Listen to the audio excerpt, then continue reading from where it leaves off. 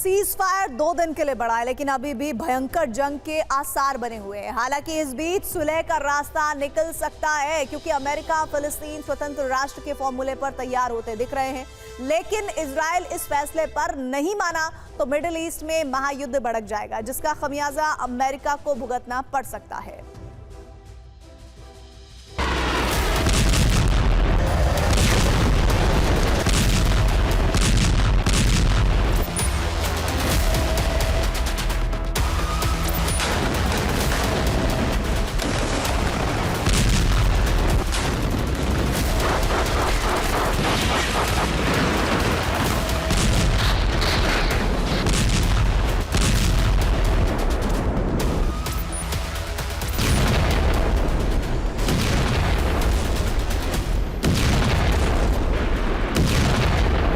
युद्ध विराम 2 दिन बढ़ गया है। अब थोड़े आसार नजर आने लगे।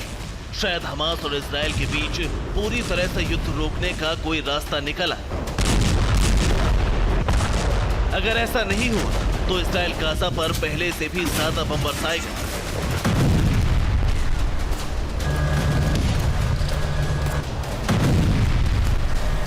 न सिर्फ गाजा बल्कि वेस्ट बैंक और लेबनान पर भी मिसाइल दागेगा, क्योंकि इस युद्ध विराम में रास्ता नहीं निकला तो इसका सीधा मतलब है कि युद्ध लंबा चलेगा।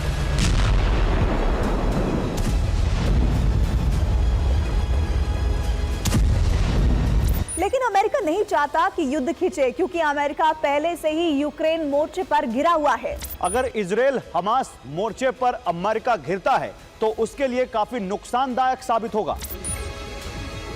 यही वजह है स्वतंत्र फिलिस्तीन राष्ट्र के फॉर्मूले पर अमेरिका मानता दिख रहा है। इसके लिए अमेरिका के विदेश मंत्री एंटनी ब्लिंकन इजराइल आ रहे हैं। इसके बाद यूएस प्रेसिडेंट जो बाइडेन भी इजराइल पहुंच सकते हैं। 7 अक्टूबर के बाद उनका ये तीसरा दौरा होगा। दरअसल अमेरिका इस बात को समझ चुका है, अगर हमास से जंग जारी रहती है तो उसे मजबूरन इजराइल के साथ युद्ध में उतरना पड़ सकता है। ऐसे में उसे बड़ा नुकसान झेलना पड़ सकता है। उसकी वजह समझ लीजिए। युद्ध लंबा चला तो अरब देशों से संबंध पूरी तरह बिगड़ जाएंगे। संबंध बिगड़ने का फायदा चीन और रूस उठा सकते हैं। फिलिस्तीन राष्ट्र नहीं बना तो युद्ध काफी लंबा खिंच सकता है। इजराइल कभी ना खत्म होने वाले युद्ध में घिर जाएगा। अमेरिका अफगानिस्तान, सीरिया जैसी स्थिति से बचना चाहता है। यूक्रेन के अलावा गाजा मोर्चे पर अमेरिका का फोकस शिफ्ट हो जाएगा। ईरान के प्रॉक्सी संगठन युद्ध के कई मोर्चे खोल सकते हैं। इसीलिए अमेरिका घबरा रहा है। वो सीज़फायर के दौरान इस कोशिश में है कि किसी तरह से स्वतंत्र फिलिस्तीन राष्ट्र का फॉर्मूला निकल जाए, जिससे युद्ध भी खत्म हो और अमेरिका अरब देशों का भरोसा जीतकर रूस और चीन को बैकफुट पर धकेल पाए। बाइडेन का एक बयान इस फॉर्मूले की तस्वीर साफ करता है। उन्होंने कहा है, हम साथ मिलकर 2 नेशन फॉर्मूले को सुनिश्चित करना चाहते हैं, जिससे फिलिस्तीन और इजराइल दोनों ही स्वतंत्र और संप्रभुता संपन्न राष्ट्र का दर्जा हासिल कर सके। जबकि इससे पहले एंटनी ब्लिंकन मिडिल ईस्ट के दौरे से लौटे थे, उसके तुरंत बाद कहा था, अमेरिका को उम्मीद है कि कोई रास्ता जरूर निकलेगा। हो सकता है युद्ध विराम आगे बढ़ाया जाए, जिससे और ज्यादा बंधक आजाद हो। इसी दौरान स्वतंत्र फिलिस्तीन राष्ट्र पर सहमति होने की पूरी संभावना है। लेकिन सिर्फ अमेरिका और इजराइल पर ही यह सब कुछ निर्भर नहीं करता, बल्कि हमास को सारे बंधक छोड़ने होंगे और दूसरे प्रॉक्सी संगठनों को इजराइल पर हमले के लिए रोकना होगा।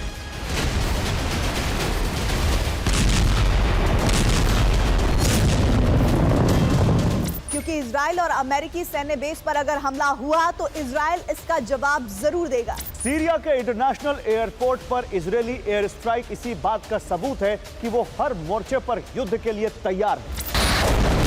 इस हमले पर रूस ने इजराइल को चेतावनी दी है। विदेश मंत्रालय के प्रवक्ता मारिया जखारोव की तरफ से कहा गया है, सीरिया पर स्ट्राइक मिडिल ईस्ट में तनाव पैदा कर सकती है, जबकि गाजा पहले से ही सुलग रहा है। यानी अब रूस ने हुंकार भरी है कि वो मिडिल ईस्ट से अमेरिका के पैर उखाड़ कर ही दम लेगा।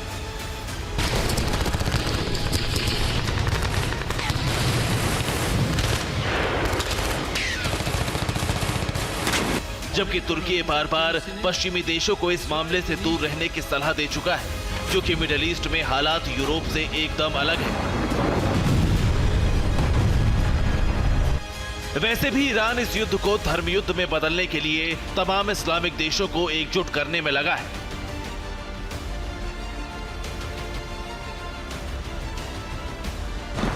हालांकि अमेरिका इस बात को जान चुका है कि अगर वो हमास के साथ युद्ध में फंसता है तो उसे अफगानिस्तान, सीरिया जैसा नुकसान झेलना पड़ सकता है, जबकि वो अभी यूक्रेन की मदद करके काफी आर्थिक नुकसान झेल चुका है। लेकिन गाजा में अमेरिका इजराइल के साथ उतरा तो न सिर्फ लंबे युद्ध का खतरा है, बल्कि सैन्य मदद के तौर पर लाखों करोड़ों डॉलर स्वाहा हो जाएंगे, साथ ही सैनिक मारे जाएंगे। इसीलिए बाइडेन अब स्वतंत्र फिलिस्तीन राष्ट्र की मांग को मानने का दिखावा तो कर ही रहे हैं। क्योंकि ऐसा कई दफे हुआ है जब अमेरिका जंग में शामिल हुआ है उसे तगड़ा नुकसान झेलना पड़ा है। यही वजह है हमास से युद्ध में अभी तक अमेरिका नहीं कूदा है। इसलिए 2022 से जारी यूक्रेन रूस युद्ध में भी अमेरिका सिर्फ मदद कर रहा है, उसने सेना नहीं उतारी है। हालांकि उसे अब तक 4 लाख करोड़ का नुकसान हो चुका है।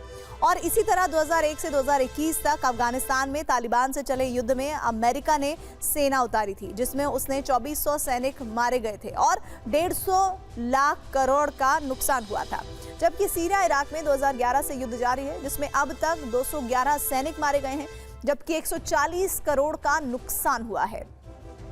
और इससे पहले वियतनाम में 1955 से 1975 तक 20 साल चले युद्ध में सेना उतारी थी, जिसमें 58,000 सैनिक मारे गए थे और 5 लाख करोड़ का नुकसान हुआ था।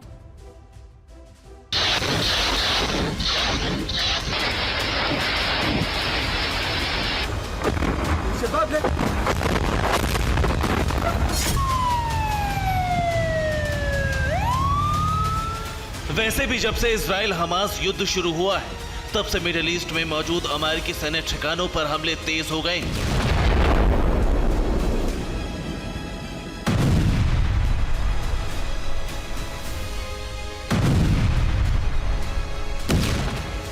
सात अक्टूबर से अब तक 66 हमले।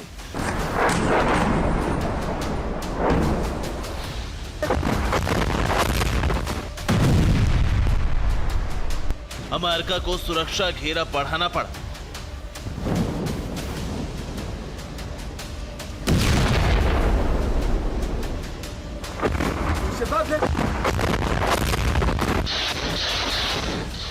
ईरान समर्थित संगठनों ने हमला किया।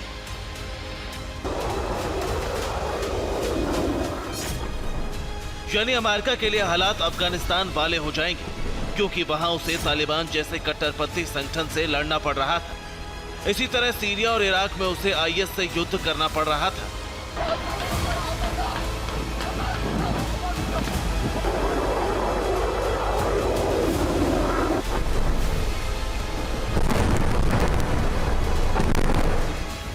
हालांकि दोनों ही जगह नाटो फोर्स उसके साथ थे, लेकिन पश्चिमी ताकतों का लीडर होने के नाते अमेरिका हमेशा से जिहादी ताकतों का सबसे पहला टारगेट रहा है। ईरानी प्रॉक्सी संगठनों में Hamas, Hezbollah, Houthi, IS, PIJ शामिल हैं। इसके अलावा अरब में पुतिन और जिनपिंग की पकड़ बढ़ जाएगी। वैसे भी सीरिया में वैगनर की मौजूदगी अमेरिका के लिए सबसे बड़ा खतरा है। यानी ईरानी प्रॉक्सी पर कंट्रोल बेशक ईरान का, लेकिन रूस को भी उन्हें ऑपरेट करने की आजादी मिल सकती है।